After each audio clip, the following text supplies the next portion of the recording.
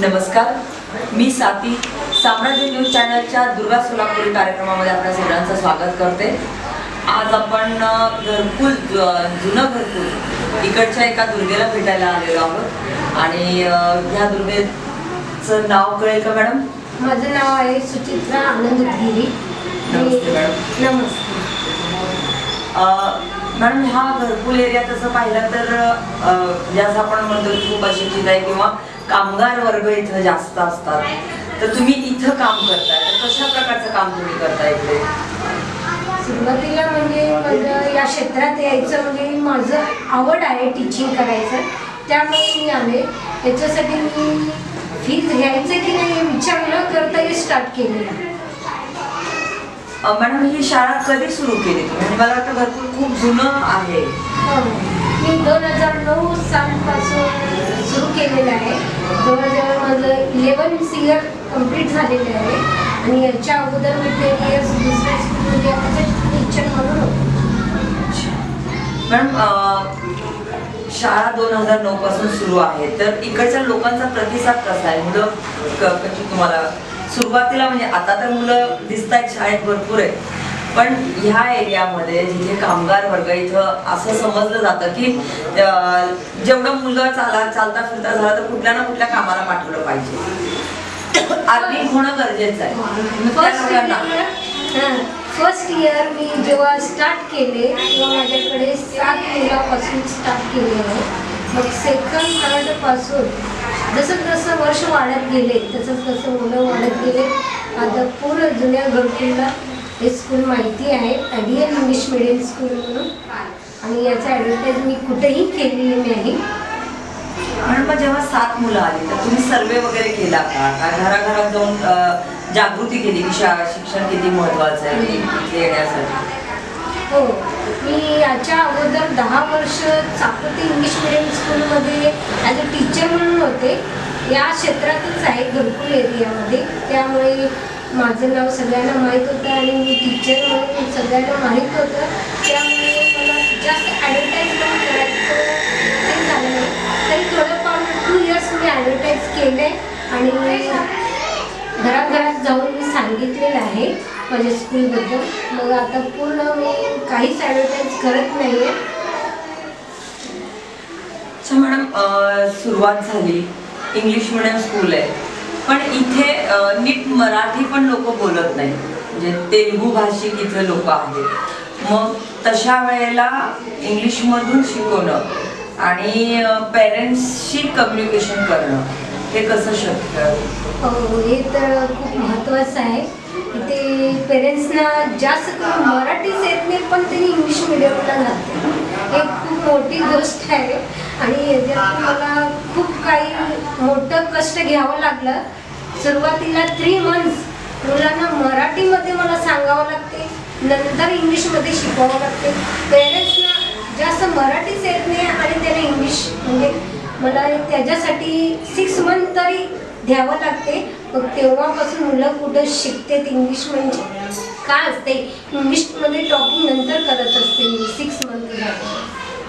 तेच म्हटलं मॅडम की मुलांना प्रत्येक गोष्ट जसं आपण म्हणतो एफ फॉर ॲपल, तर हे त्यांना तेलुगूमधून मराठीमधून इंग्लिशमध्ये तुम्हाला यावं लागत असेल, आणि कारण घरचं वातावरण पण तसं पोषक नसतं। जर कामगार वर्ग असेल तर आई वडील दोघेही सकाळी कामाला बाहेर पडतात, तर म्हणजे आई वडिलांची आणि टीचर ह्या सगळ्यांची जबाबदारी तुमच्यावर येत असेल, कारण आई वडील सकाळी गेले तर संध्याकाळीच येणार।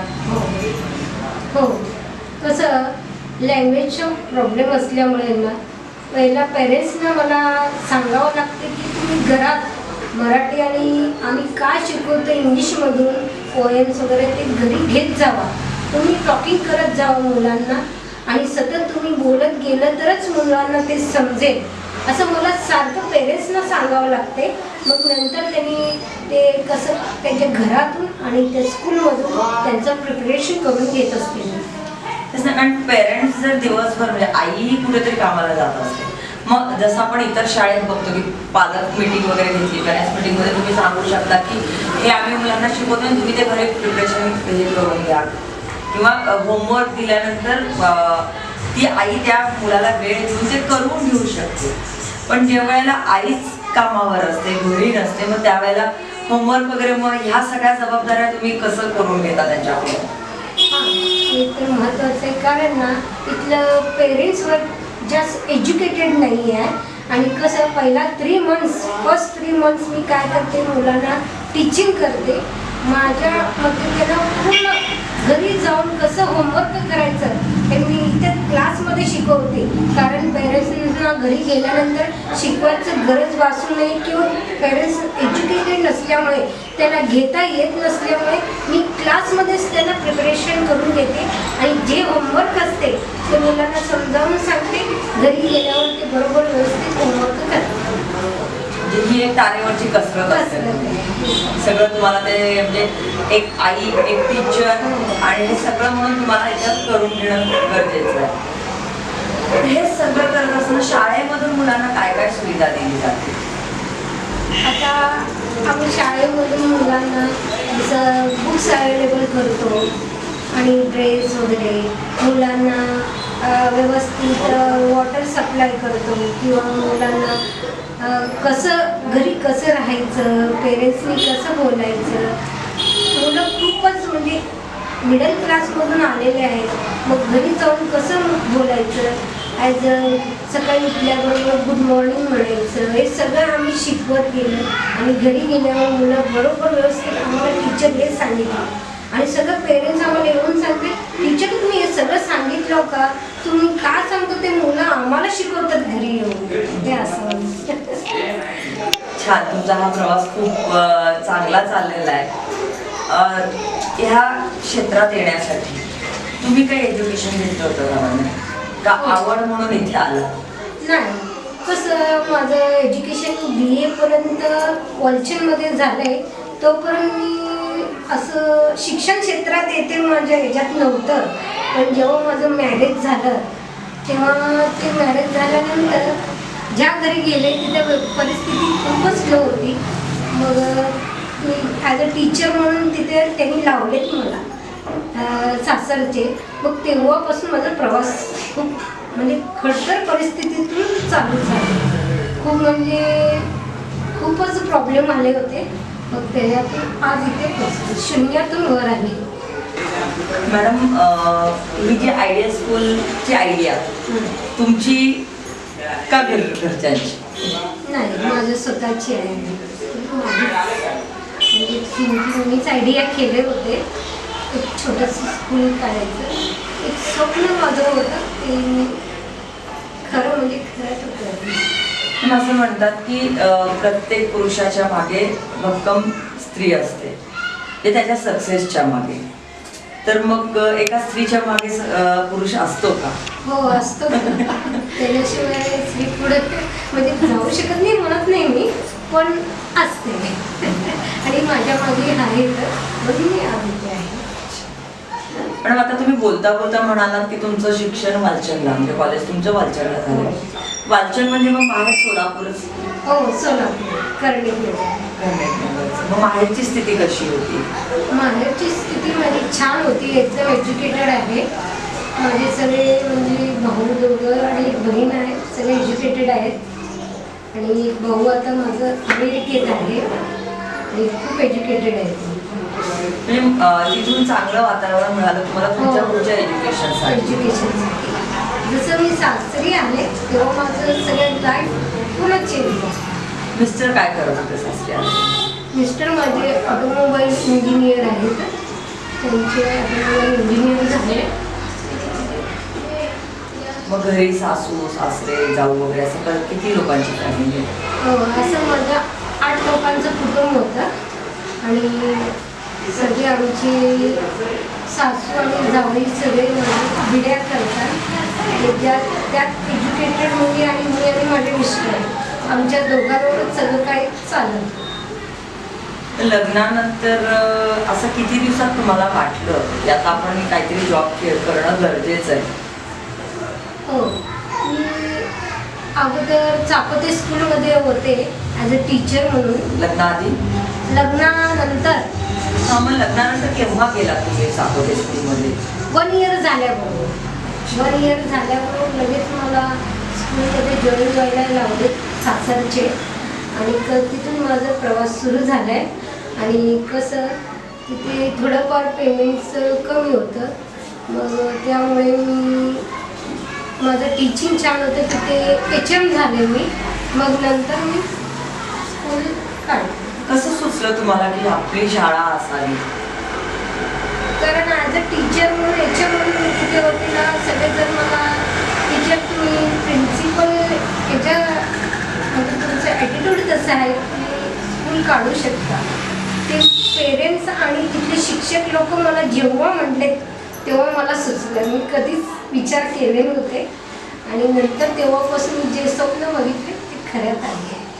त्यावेळेला तुमच्या घरची परिस्थिती खूप नाजूक होती, सगळे बिडी कामगार होते. तर अशा परिस्थितीत एक शाळा काढणं खूप चॅलेंजिंग होतं, कारण शाळेला लागणाऱ्या सगळ्या वस्तू, जागा, मग हे सगळं तुम्ही कसं मॅनेज केलं? हे खूप महत्त्वाचं आहे. त्याच्यात ना मी खूप म्हणजे एका रूमपासून मी स्कूल म्हणजे माझं स्टार्ट केले. एक रूममध्ये 7-8 मुलांपासून मी स्टार्ट केले स्कूल. मग तेव्हा खूप प्रॉब्लेम आले होते आणि ॲज आर्थिकदृष्ट्या सगळीकडून मला खूप प्रॉब्लेम आला. ते थोडं थोडं मी प्रगती करत कुठपर्यंत. म्हणजे हे सगळं काडी करून तुम्ही जुळवलंय. या सगळ्या गोष्टी, शाळेच्या काही वस्तू असतील किंवा शाळेसाठी जागा असेल, त्यावेळेला तुम्ही एकट्या शिकवत होत्या का काही टीचर्स वगैरे तुमच्याकडे होते? हो, माझ्याकडे अजून एक टीचर होती. मी आणि टीचर आणि सर आम्ही तिघेजण मिळून स्कूल निर्माण केलं, स्टार्ट केलं. त्यावेळेला फी किती घ्यावी लागायची? कारण इथली जी परिस्थिती आहे, हो. मग तुम्ही जॉब करता करता शाळा चालवत होता? हो, मी ट्युशन घेत होते. ट्युशन घेत मी स्कूल स्टार्ट केले आणि एकदम कमी फीज घेत होते. ते फीज मला स्कूलसाठी म्हणजे कमी हे होतं, तरी मी तसं स्टार्ट केले होते.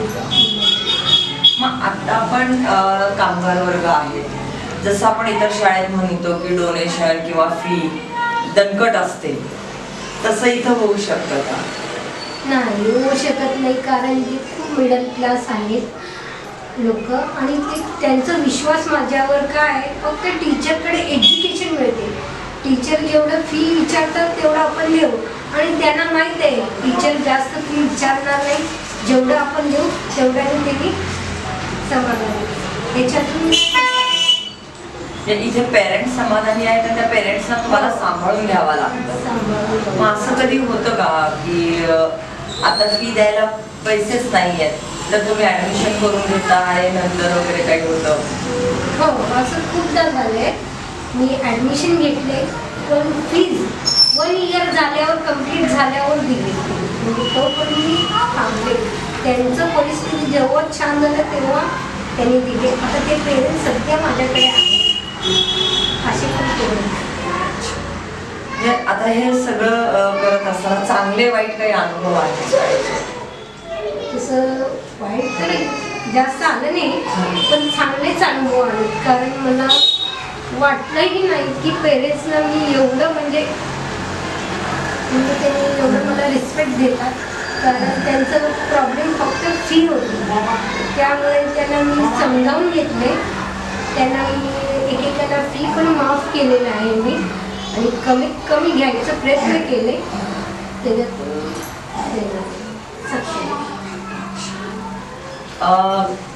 तुम्ही हा जो आतापर्यंत तुमचा प्रवास होता, की तुमचं जे स्वप्न होतं की तुमची शाळा असावी, ते तुम्ही केलंय. अजून इथून पुढे काही करायचं असं इच्छा आहे का? हो, याच्यातून मला या एरियामध्ये जे काही मी बघितले स्त्रियांचं, त्यांच्यासाठी मला काहीतरी करावं असं वाटते. आणि पुढे जाऊन ज्या स्त्रियांना मदत हवी असेल त्यांना मला करायची खूप इच्छा आहे. कारण स्कूलमार्फत जे मुलांना छोट्या 2 ते 5 वर्षाच्या मुलांना जे स्त्री आपल्या मुलांना सोडते माझ्याकडे, त्यांची काही गोष्टी सांगतात मला, ते ऐकून मला खूप हे वाटतं. म्हणजे अजून तुम्हाला इथे स्त्रियांच्या सबलीकरणासाठी तुम्हाला करायचं आहे. आणि मॅडम आतापर्यंत तुम्ही जे काही ही शाळा किंवा तुमचा जो प्रवास होता सासरी आल्यानंतर जसा यशस्वी होत गेला, आता इथे आलात, इथे ह्या स्टेजवर तुम्हाला स्त्रियांसाठी पण काहीतरी करायचं आहे, तर तुम्हाला स्वतःसाठी काही स्वप्न आहेत का की माझं हे राहून गेलं हे करताना? नाही, माझं एवढंच स्वप्न होतं की स्कूल काढायचं आणि काय ते समाजकार्य काहीतरी करायचं आणि थोडंफार एक करत असताना आपल्या मुलांवर ते थोडं परिणाम झाला, त्यांच्या अभ्यासावर, त्यांना म्हणजे काय हवं ते पोचवायचं. आपण याच्यामध्ये असताना त्यांचं ते कमी झालंय असं मला वाटतं, तिकडं लक्ष थोडं कमी झालं असं मला झालं. म्हणजे ते लक्ष द्यायचंय ते राहून गेलं. मुलांकडे फक्त स्कूल माझ्या माइंडमध्ये आणि स्कूलकडे खूप मी लक्ष दिले, माझ्या परिवाराकडे मुलांकडे जास्त लक्ष दिले. म्हणजे हजारोची माता होता होता आपल्या मुलाची माता व्हायचंय. मॅडम खरंच खूप छान वाटलं तुमच्याशी बोलून आणि ज्या परिस्थितीतनं तुम्ही शाळा काढली आणि ज्या परिस्थितीतल्या मुलांना तुम्ही एज्युकेटेड करताय त्याच्याबद्दल खरंच तुमचं कौतुक करण्यासारखं आहे. आणि तुम्ही आमच्या चॅनलला थोडा वेळ दिला, तुमचा एवढा मौल्यवान वेळ दिला त्याच्याबद्दल खूप खूप आभारी आहे मी. आणि माझ्या चॅनलकडून तुम्हाला शुभेच्छा तुमच्या पुढच्या वाटचालीला. तुमची जी काही स्वप्न आहेत ती पूर्ण होत. आणि आज जे आपण दुर्गा सोलापूर ह्या कार्यक्रमामध्ये अनेक दुर्गांना भेटतोय, हा प्रवास आपला जो चालला आहे, या प्रवासात ह्या गाडीमध्ये अनेक दुर्गा येत आहेत, प्रवास करतायत, बसतायत, पण प्रत्येक वेळेला असं वाटतं की नाही ह्या दुर्गेचं खूपच कष्ट आहे आणि तुलनाच करू शकत नाही आपण की कुठली दुर्गा कमी आणि कुठली दुर्गा जास्त. प्रत्येक दुर्गेने आपल्या आपल्या पद्धतीने लढा देत या समाजाला काही ना काही स्वतःचं देण्याचा प्रयत्न केलेला आहे. एक स्त्री घर सांभाळता सांभाळता, स्वतःला सांभाळता सांभाळता आज आपल्या समाजाला सांभाळायला लागली आहे, हे खूपच महत्त्वाचं आणि मौल्याचं आहे. आणि अशाच सगळ्या दुर्गांना साम्राज्य न्यूज चॅनलकडून एक सलाम.